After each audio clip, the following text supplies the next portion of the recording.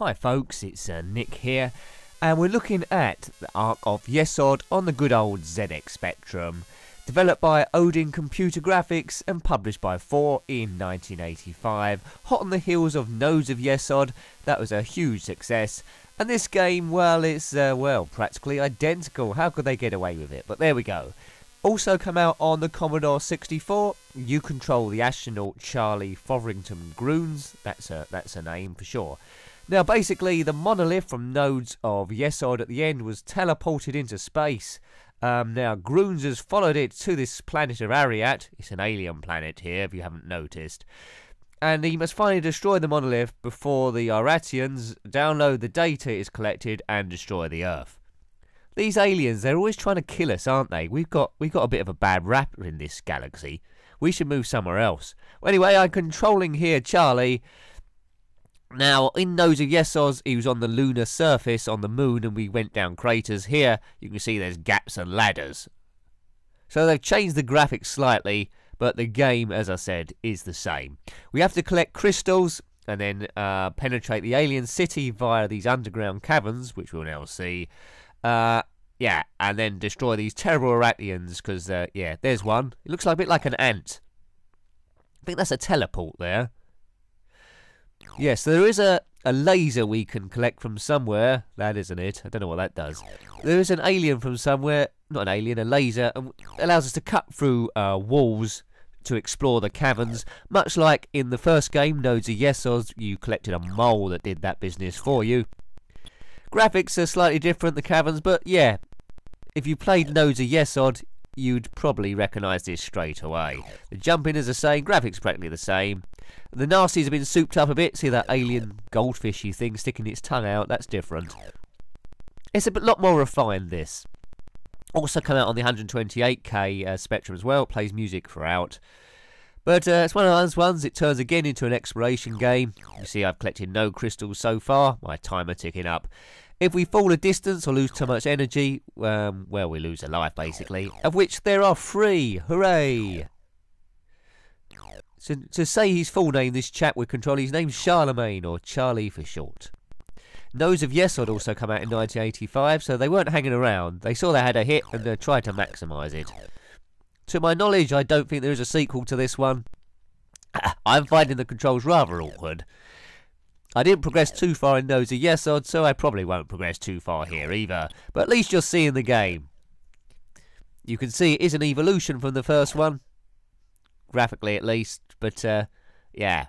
It could almost be a side B. I launched that probe to kill stuff. There's extra lights we can find, and I desperately need to find that laser, but we all secretly know I'm not going to find it. Did you have this game? Oh, that's too far. Padoom, I'm dead. Did you have this game? Did you complete it? If you did, well done. Oh, there's something. There we go. So we've collected 1 crystal. I think we've got about another 7 to go. Can't shoot and fire on anything here. They just bump into us. Knock us flying every now and again. But not as flying as Underworld from Ultimate Play the game. So Odin, they're a very competent producer. There was a 25-year anniversary that came out for Nodes of Yesod, the previous one that I had on my phone. Might upload that at some stage, or give it a go at least. Is this game fun? Well, it should be, but I'm not having too much fun on this. I prefer Nodes of Yesod, really. That was original. This doesn't really offer too much more, to be fair. Bit like the difference between Jet Set Willy 1 and Jet Set Willy 2. It's a basic cash-in, I think. So let's see how much we can explore of this. I can't knock it. It's a good game, although I'm not a big fan of it. It's well put together. Whoops. Oh dear. This is going to hurt. I'm falling for quite a way. Oh dear. I fell through a trap on the floor. Right, we're obviously getting somewhere. But the screens look very similar early on. They do change later. I'm just trying to see if that can cut through, which it can't. Damn. I desperately want to cut through the wall to get somewhere else. But I can't. There's always something I'm missing. I didn't play this a great deal. I played Nodes of Yesod a bit more, but I didn't play that one very much, too much.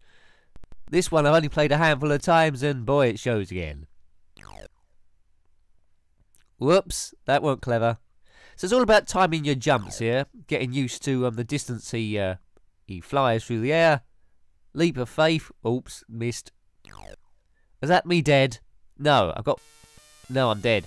Game over. You completed 9%. Well, that's much better than usual. I think Underworld I completed about 5%, didn't I?